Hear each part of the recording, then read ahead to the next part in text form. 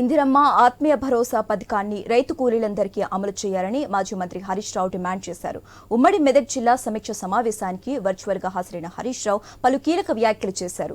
గుంట భూమి ఉన్న రైతులను రైతు కూలీలుగా గుర్తించకపోవడం శోచనీయమన్నారు. రైతు భరోసా పథకంలో కోతలు లేకుండా రైతు కూలీలందరికీ 12,000 రూపాయలు ఇవ్వాలని అన్నారు.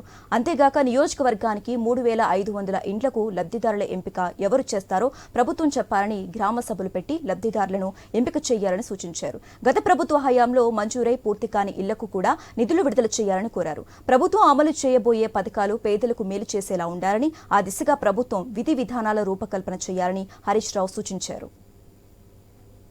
ఇందిరమ్మ ఆత్మీయ భరోసాలో 3 సమస్యలు ఉన్నాయక. ఒకటి ఏమైతుందంటే గుంట భూమి ఉన్న ఇందిరమ్మ ఆత్మీయ భరోసా రాదు అని అన్నారు కదా, దానివల్ల కొద్దిగా నష్టం అవుతుంది. ఎస్సీ ఎస్టీ బీసీలకు ఏమైతుందంటే 5 గుంటలు 10 గుంటలు ఉంటుందక్క. 5 గుంటలు ఉంటే రైతు భరోసా కింద వాళ్ళకు 750 వానకాలం 750 యాసంగి 1,500 రూపాయలు వస్తుంది. ఆ 5 గుంటలు లేకపోతే 12,000 వస్తుంది.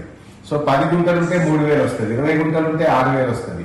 అంటే కొద్దిపాటి భూమి ఉన్న వాళ్ళు, ఎకరం లోపు భూమి ఉన్న వాళ్ళు ఇందిరమ్మ ఆత్మీయ భరోసా కింద 12,000 రూపాయలు వస్తే ఈ రైతు భరోసా కింద వాళ్ళకి తక్కువ డబ్బు వచ్చి నష్టపోతుంటారు కనుక దయచేసి అక్క ఎకరం లోపు భూమి ఉన్న వాళ్ళు 24,57,000 మంది ఉన్నారు. వాళ్ళందరూ నష్టపోతారు. మీరు ఆప్షన్ ఇవ్వండి, మాకు 5 గుంటలు 3 గుంటలు ఉన్న వాళ్ళు మేము రైతు భరోసా తీసుకోము, ఇందిరమ్మ ఆత్మీయ భరోసా తీసుకుంటామంటే వాళ్ళకి 12,000 వచ్చే అవకాశం ఉంటుంది. అదర్వైజ్ పేదవాళ్ళు ఎస్సీ ఎస్టీలు బీసీలు ఉంటారు.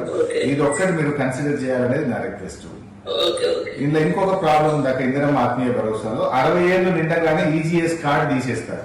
అసలు ఈజీఎస్ కార్డుతో లింక్ పెట్టడం కొంచెం ఇబ్బంది ఏమో. 20 పని దినాలు అనేది పెట్టిండ్రు. నిజంగా ఊర్లో గ్రామ సభ పెట్టి మీరు వ్యవసాయ కూలియా కాదా, కూలి చేస్తేనే ఇవ్వండి. కానీ ఈజీఎస్ కార్డు లింక్ పెట్టడం వల్ల 60 ఏళ్ళు దాటగానే ఈజీఎస్ కార్డు తీసేస్తారు. ఒకటి 20 పని దినాలు అనడం వల్ల కొత్త ఫిల్టర్ అయిపోతున్నారు.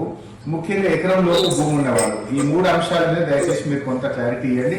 అంటే 60 ఏళ్ళు దాటిన వాళ్ళకి ఈజీఎస్ కార్డు ఉండదు, కానీ వాళ్ళు కూలికి పోతుంటారు. అటువంటి వాళ్ళని కూడా కన్సిడర్ చేయాలని